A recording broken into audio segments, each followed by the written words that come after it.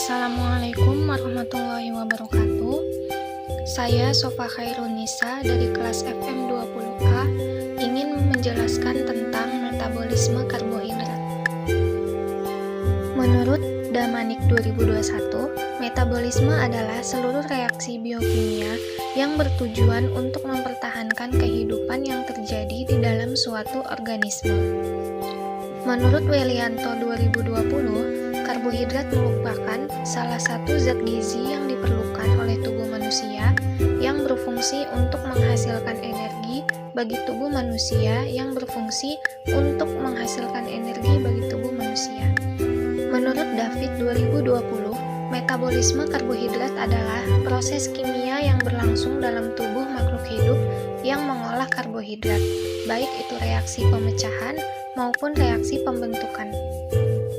Jenis karbohidrat itu terdiri dari 3. Yang pertama ada monosakarid, terdiri dari glukosa, fruktosa, dan galaktosa. Yang kedua ada polisakarid yang terdiri dari starch, glikogen, dan selulosa. Yang ketiga yaitu disakarid yang terdiri dari maltosa, sukrosa, dan laktosa. Selanjutnya ada fungsi karbohidrat.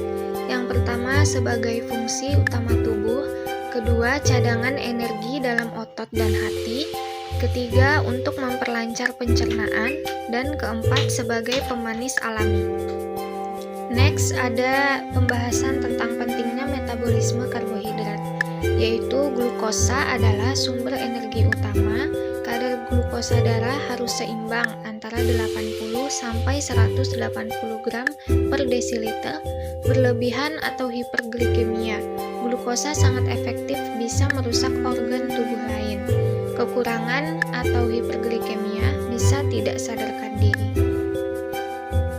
Selanjutnya ada sumber karbohidrat, itu salah satunya dari akar atau umbi-umbian, dari buah-buahan, biji-bijian, dan sayuran hijau. Lalu tahap metabolisme ada 2, yaitu anabolisme atau pembentukan, katabolisme atau pemecahan. Metabolisme karbohidrat yang terjadi pada manusia itu ada 3. Yang pertama glikolisis. Glikolisis itu oksidasi glikogen menjadi asam laktat dan pirufat dengan cara Embden-Meyerhof pathway atau EMP. Lalu yang kedua ada glikogenesis, yaitu sintesis glukogen yang berasal dari glukosa.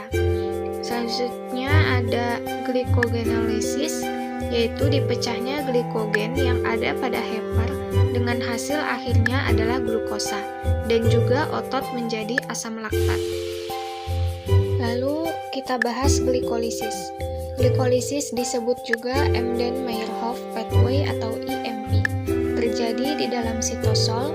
Glikolisis yaitu oksidasi gula dalam bentuk energi atau ATP.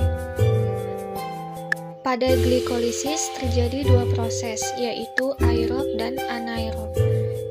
Aerob mempunyai hasil akhir yaitu asam pirufat, dan anaerob menghasilkan hasil akhir asam laktat.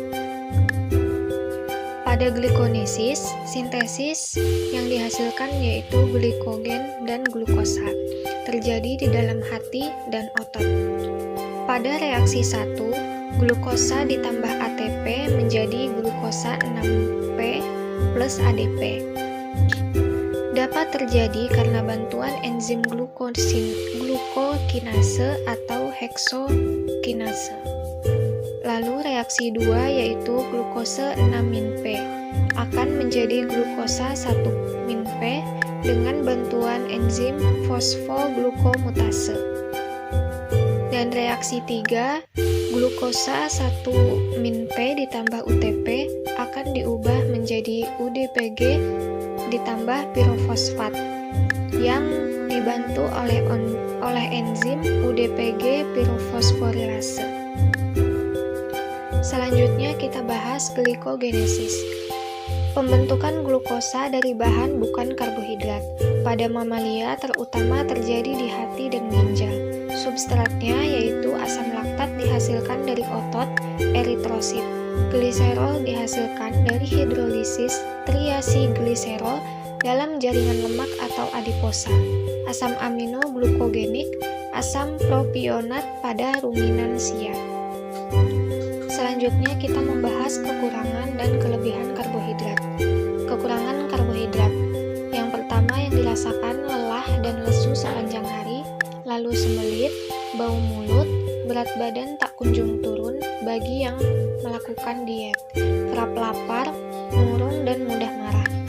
Serta kelebihan karbohidrat yaitu sulit menurunkan berat badan, kadar kolesterol semakin meningkat, sering merasa lapar, rentan terkena diabetes mellitus tipe 2, dan mood mudah berubah.